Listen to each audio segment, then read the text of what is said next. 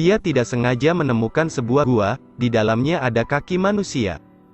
Dia sangat takut tetapi mau tidak mau membukanya lagi. Dia melempar batu untuk menjelajahi dan tidak mendapat jawaban. Dia mengambil batu lain, tetapi ketika dia membukanya, kakinya hilang.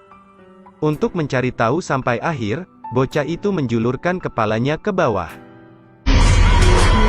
Anak laki-laki itu mengendarai sepedanya seperti orang gila, berusaha untuk keluar dari sini. Tetapi di tengah jalan dia menabrak batu dan jatuh ke lapangan. Baru pada saat matahari terbenam anak itu sadar kembali. Ayahnya memarahinya karena pulang terlambat. Dia kesal jadi dia tidak membicarakan hal itu dengan orang tuanya. Beberapa hari kemudian, bocah itu selalu seperti jiwa yang menyedihkan. Karena dia tidak bisa melupakan monster yang dia lihat di gua. Setelah memikirkannya, anak itu memutuskan untuk pergi ke sana lagi. Dia mengumpulkan keberanian untuk membuka tutup besi. Dan melihat monster yang ditutupi permadani meringkuk di sudut. Karena penasaran, dia mengajukan pertanyaan. "Apakah kamu masih hidup?" Monster itu hanya menjawab dengan lemah dengan satu kata. Monster hanya menjawab dengan lemah dengan satu kata. Anak itu segera mengerti. Dia dengan cepat mengambil secangkir air dan meletakkannya turun. Monster itu segera melangkah maju untuk minum. Setelah minum dia bersembunyi di kegelapan lagi, dan berkata, dia sangat lapar. Sehingga bocah itu berlari ke toko untuk membelikannya kue. Melihatnya makan seperti harimau lapar. Anak itu mengajukan pertanyaan yang aneh. "Siapa kamu sebenarnya?" Tanpa diduga, dia melemparkan kue dan berjongkok. Anak itu geram.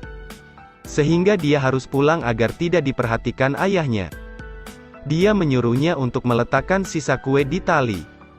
Tetapi tidak ada respon. Masalah ketika dia berteriak anak itu tidak menanggapi dengan cara apapun. Anak itu hanya harus turun dengan cepat. Dia mengambil kue dari tanah. Tepat ketika dia hendak memanjat, dia mendengar suara di belakangnya. "Anda adalah malaikat pelindung saya."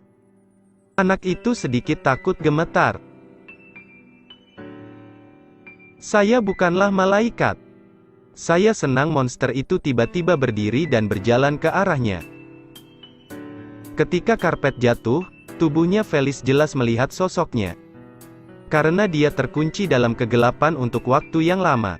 Anak itu tidak bisa membuka matanya, menyeret kawat besi yang berat, perlahan berjalan menuju ke arahnya. Sangat ketakutan. Kemudian anak laki-laki itu meraih tangan Felis, dengan paksa berteriak keras. "Mati!" Dia sangat ketakutan, dia meninggalkan rumah pada malam hari. Semua orang di desa pulang. Mereka duduk untuk menonton berita.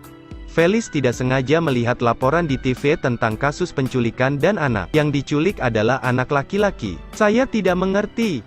Mengapa orang-orang desa menangkap dan mengunci bocah itu di gua? Karena dia tidak tahu arti penculikan itu." Felis dengan senang hati memberitahu bocah itu bahwa dia telah melihat orang tuanya di televisi, dan menghiburnya karena ibunya sangat merindukannya. Akan dia bawa dia pulang. Sangat dia segera mulai melihat Felize setelah bertemu mereka berdua.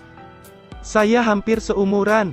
Kedua anak lelaki itu menjadi teman baik. Segera dan rahasia kecil ini selalu disimpan jauh di dalam hati Felize. Sampai suatu hari temannya Jimmy membawa mainan baru. Untuk menemukannya agar Jimmy memberinya mainan, Felize memberitahunya rahasia bocah itu. Dia tidak berharap keserakahannya menjadi ancaman di masa depan. Pada hari Felis pergi ke gua seperti biasa. Dia terkejut menemukan bahwa bocah itu telah menjadi bersih masih berpakaian. Ternyata orang dewasa telah turun untuk membantunya mandi dan melepaskan kakinya. Melihat bahwa dia tidak lagi terikat, Felis memutuskan untuk membawanya keluar untuk bermain. Di depan cahaya terang laki itu tidak bisa membuka matanya. Pada awalnya, tapi berkat dukungan Felis dia bisa melihat dunia yang indah lagi. Untuk menghibur laki, Felis berguling-guling di ladang. Akhirnya mengungkapkan senyum lama yang hilang. Ladang luas bergema, tawa polos dari dua anak. Keindahan dunia tampaknya telah berhenti. Pada saat ini segera Felis hendak pergi. Sebelum pergi dia juga berjanji pada laki itu bahwa lain kali dia akan membawa sandwich. Pada saat itu mereka mengambil tali yang ada biasa keluar dari gua pria itu. Dia dengan agresif mengingatkan Felis melemparkannya ke tanah, dan kemudian mengancam Felis dengan pistol untuk masuk ke dalam mobil dan pergi bersamanya. Setelah membuka pintu mobil, Felis terkejut mengetahui bahwa Jimmy juga ada di dalam mobil. Ternyata untuk mengemudikan mobilnya Jimmy mengungkapkan rahasia. Felis menemukan bocah itu juga seorang penduduk desa yang juga terlibat dalam kasus penculikan ini. Setelah mengetahui kebenaran, yang Felis tahu model yang melambangkan persahabatan mereka. Setelah mereka kembali ke rumah ayahnya dengan marah memperingatkan Felis untuk tidak pergi mencari bocah itu. Felis hanya bisa menganggukkan kepalanya. Sejak saat itu Felis tanpa sadar bocah itu mengingat saat-saat bahagia yang mereka habiskan bersama. Dia benar-benar ingin pergi mencari bocah itu. Tetapi peringatan ayahnya membuatnya putus asa, karena baru pada hari itu hujan turun deras, dan dia khawatir dengan gua bocah itu akan banjir. Jadi dia pergi ke sana dari lagi, tetapi sekarang gua itu kosong. Dan di sana tidak ada tanda-tanda anak laki-laki itu. Saat itu Jimmy pergi untuk memberitahunya bahwa orang dewasa telah memindahkan anak laki-laki itu ke gua terdekat. Setelah mendengar ini, dia menghela nafas lega.